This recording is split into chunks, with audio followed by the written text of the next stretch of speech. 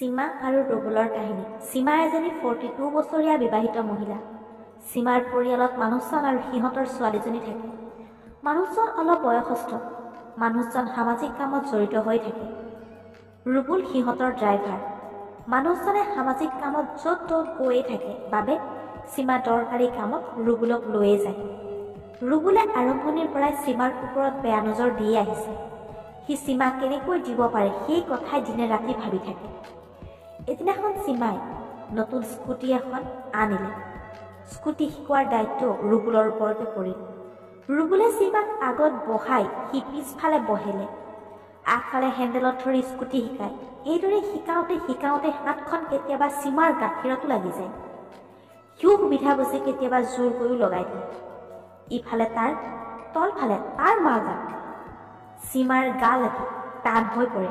সুবিধা বুজি সীমাৰ গাত ঘঁহাই দিয়ে পিছফালৰ পৰা।